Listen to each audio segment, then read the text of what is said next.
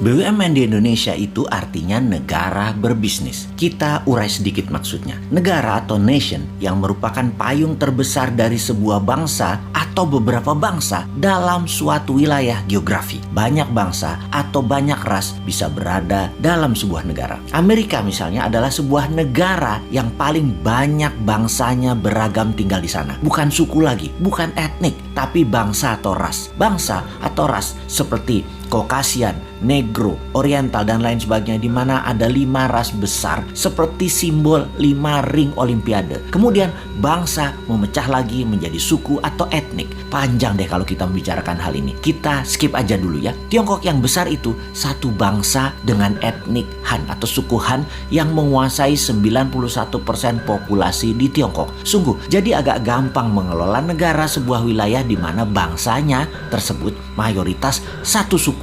Sebagai catatan, suku Han merupakan suku terbesar di dunia. 19% dari penduduk dunia adalah suku Han dan 91% penduduk Tiongkok berasal dari suku ini. Setiap bangsa walaupun berbeda warna kulitnya, semua kita satu spesies humankind, yaitu Homo sapien. Ada yang good, ada yang bad, ada yang baik, ada yang buruk. Jadi tidak bisa kita katakan ras tertentu baik, ras yang lainnya jelek. Kembali ke negara. Ketika sebuah penduduk di suatu wilayah membuat kesepakatan, membuat undang-undang dasar, membuat ADART deh kalau itu koperasi, memilih sistem bernegara, bisa presidensial, bisa parlementer, bisa monarki, lalu sistem pemerintahnya mengambil misalnya otoritarian, demokrasi, komunisme, sosialisme, apapun. Silakan, selama isi satu negara tersebut setuju, maka negara itu berdiri dan menjalankan kehidupan bernegaranya. Di dalam bernegara ada Ipolek Sosbud Hankam, ideologi, politik, ekonomi, sosial, budaya, pertahanan, dan keamanan. Itu pun dipecah lagi di setiap bagian, punya sistem berbeda lagi di setiap negara satu dengan negara lainnya. Kita bicarakan pertahanan misalnya. Di Tiongkok dan Amerika ada 6 angkatan perang. Indonesia cuma 3 misalnya. Dalam membangun ekonomi misalnya lain lagi. Di Amerika dan Tiongkok pakai printing money berbasis proyek. Sementara di Indonesia pejabatnya memilih pakai dolar Amerika baru bisa cetak rupiah dalam berekonominya. Di Tiongkok negara dengan satu partai, yaitu Partai Komunis, yang membuat negara Tiongkok berideologi komunis. Karena sistemnya satu, yaitu komunis, maka kelolaannya bagi mereka yang ingin menjadi pejabat publik atau abdi masyarakat, ya join the party, ya gabung dengan Partai Komunis. Ada 90 juta anggota Partai Komunis Tiongkok atau PKC itu. Semuanya pejabat publik dan BUMN-nya ya anggota partai. Di sisi kelolaan aset, BUMN Tiongkok bukan punya negara, tetapi punya partai Komunis Cina. 1,5 miliar warga Tiongkok dikelola oleh 90 juta anggota partai PKC, termasuk tentaranya. Tentara Tiongkok itu adalah toolnya partai. Di Amerika di sisi lain memiliki banyak partai politik, namun dalam 100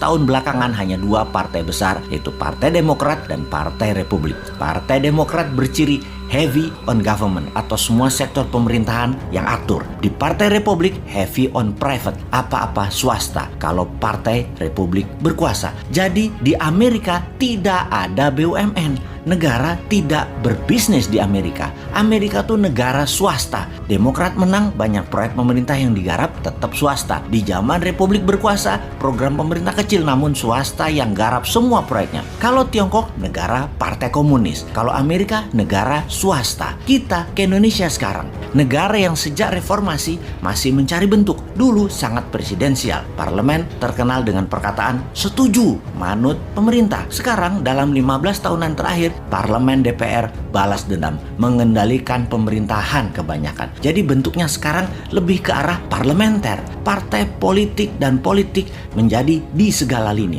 membuat Indonesia menjadi negara politik. Mau kaya di Tiongkok, join Partai Komunis. Mau kaya di Amerika, di swasta plus berbisnis dengan politikus. Mau kaya di Indonesia, berpolitik bersama partai politik, mainkan anggaran pemerintah dan kebijakan pemerintah. Gitu doang. Jadi mulai lihat bedanya. Mengingat sejarah sebentar, di pertengahan tahun 50-an, sekitar tahun 57, tahun 58, Partai Komunis Indonesia mengusulkan ke Pak Karno, presiden sewaktu itu, untuk menasionalisasi aset-aset milik Belanda, di mana aset tadi menjadi milik negara. Dan tidak heran ketika hal itu dijalankan, pejabatnya perusahaan Belanda yang dinasionalisasikan tersebut adalah orang-orang komunis Indonesia. Inilah yang membuat Partai Komunis Indonesia (PKI) memiliki pendanaan sehingga di tahun 60-an awal kekuatan mereka meningkat. Satu hal yang mereka minta kemudian yaitu petani dipersenjatai sebagai angkatan kelima, di mana kalau hal itu disetujui maka PKI punya semua, punya dana, punya BUMN, dan petani dipersenjatai. Mirip Partai Komunis Cina. Sehingga satu hal yang belum PKI dapat, mengambil pemerintahan negara Indonesia dan mengubahnya menjadi negara komunis. Singkat cerita, CIA Operation. PKI dikejar sampai ke dalam hutan, terjadi genosida besar-besaran. Itu luka sejarah panjang demi NKRI, demokrasi berdiri, membuat korban saudara sebangsa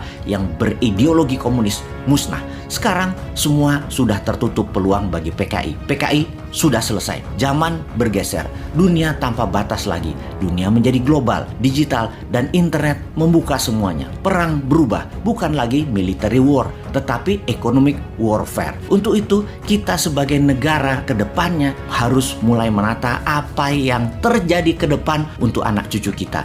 Masih cocokkah negara berbisnis? Apakah akan membuat negara menjadi single party country seperti PKC di Tiongkok atau di Meksiko? Apakah negara politik seperti Indonesia saat ini cocok untuk kedepannya, yaitu membuat Indonesia menjadi negara superpower? Kalau sahabat punya usulan, usulkan. Kalau sahabat suka dengan politik seperti saat ini, ya teruskan. Yang pasti, menurut kaum New Mind, apa yang sekarang ada tidak akan membuat Indonesia menjadi negara superpower. New Mind punya ide lain, tidak merubah undang-undang dasar, tidak merubah Pancasila, dan pastinya NKRI garis lurus. Dan pasti Indonesia bersama New Mind akan menjadi negara superpower. Gak seperti kaum Old Mind yang sekarang menjabat, di mana superpowernya yang dibuat adalah Tiongkok, negaranya penyuplai doang.